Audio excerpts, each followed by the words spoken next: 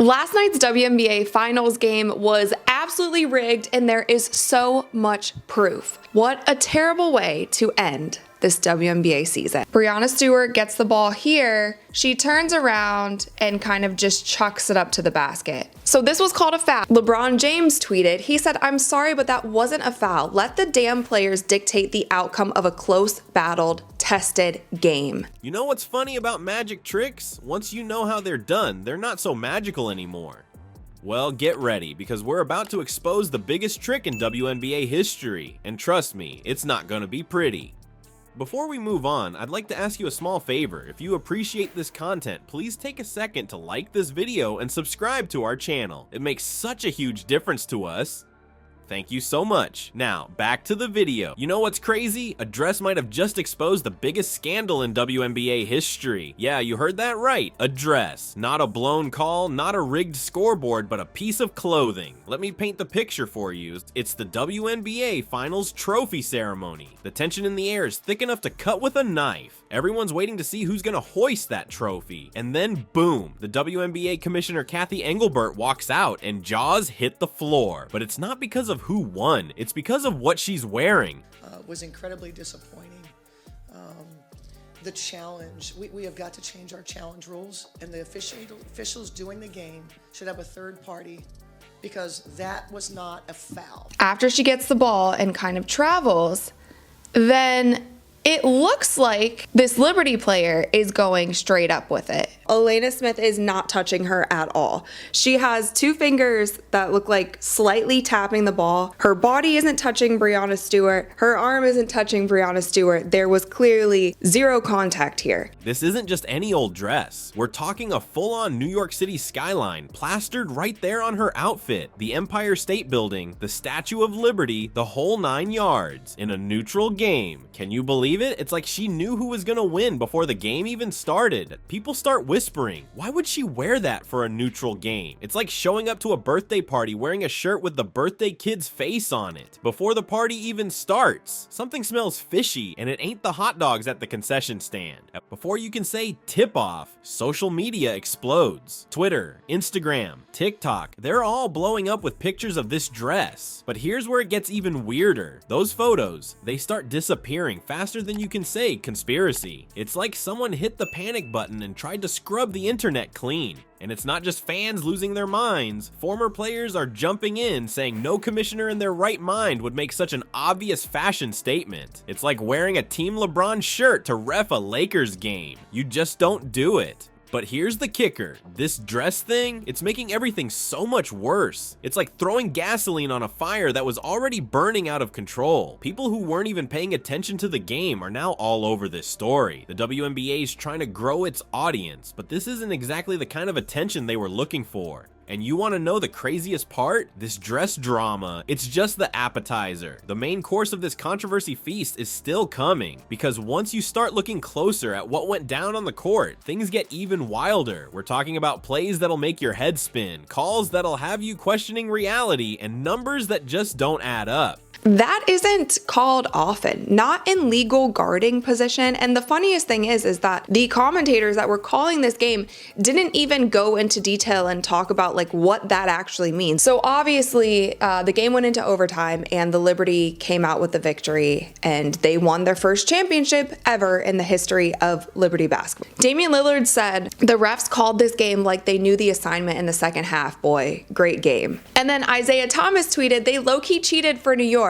but I get it, LOL." So buckle up, because we're about to dive deep into a rabbit hole of basketball madness. And trust me, by the time we're done, you'll never look at a WNBA game the same way again. Remember when I said things get even wilder on the court? Well, get ready, because we're about to witness a moment that'll make you question everything you know about basketball. Picture this. The game's on the line, tensions are through the roof, and then something happens that'll make your jaw hit the floor. What could possibly be so shocking that it's got the whole WNBA world in an uproar? let's rewind to those final heart-stopping 3.2 seconds of the game. The score's tight, the crowd's on edge, and everyone's eyes are glued to the court. Brianna Stewart catches the ball at the three-point line. It's do or die time. The whole arena is holding its breath, waiting to see what she'll do next. But what happens next? It's like we've entered some bizarre alternate universe where the rules of basketball don't apply anymore. Stewart starts moving, and suddenly it's like she's got an invisible force field around her.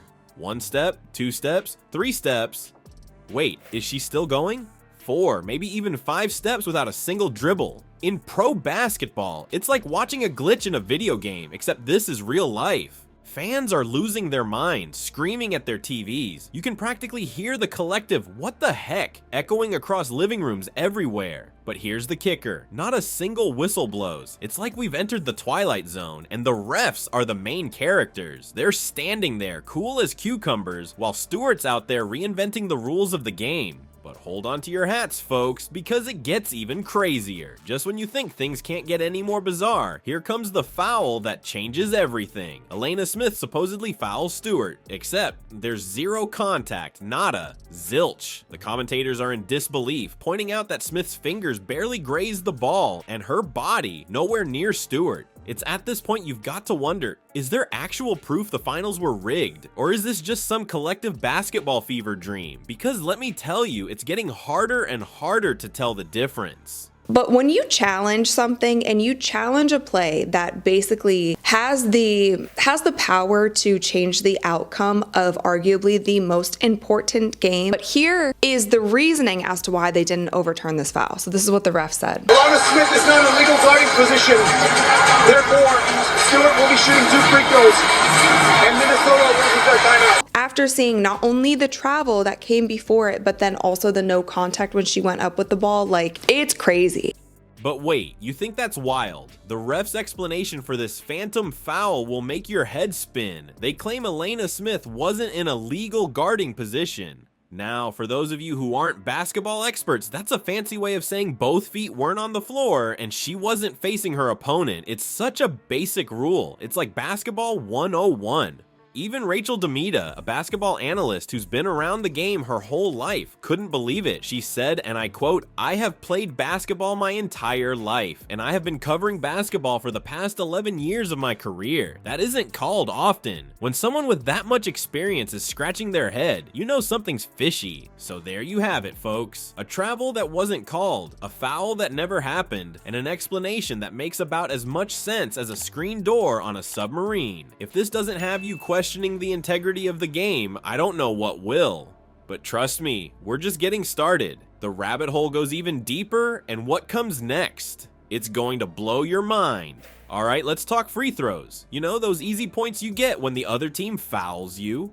Well, in this game, one team might as well have been shooting free throws in a bounce house while the other was stuck in quicksand. The difference is so crazy, it's got NBA superstars breaking their Twitter silence. What could be so outrageous that it's got the king himself weighing in? Let's break it down. The New York Liberty, they gotta step up to the charity stripe a whopping 25 times. That's like getting 25 free shots at the basket. Now, the Minnesota Lynx, they only got 8 attempts. 8! In a championship game. That's not just a gap, folks. That's the Grand Canyon of free throw disparities. But it gets even wilder. We're talking about players getting absolutely mauled under the basket with no calls. Nafisa Collier of the Minnesota Lynx, she was getting knocked around like a pinball down there, and the refs were acting like they left their whistles at home. But on the other end, a light breeze could get you sent to the free throw line. This isn't just fans crying foul. When the numbers are this lopsided, it starts to raise some serious eyebrows. And I'm not just talking about your average Joe watching at home. We're talking about the biggest names in basketball losing their minds over this. LeBron James, the king himself, couldn't stay quiet. When LeBron starts tweeting about your game, you know things have gone off the rails. And he wasn't alone. Damian Lillard, another NBA superstar, jumped into the fray too. These guys know a thing or two about basketball, and when they're calling out the refs, it's time to pay attention.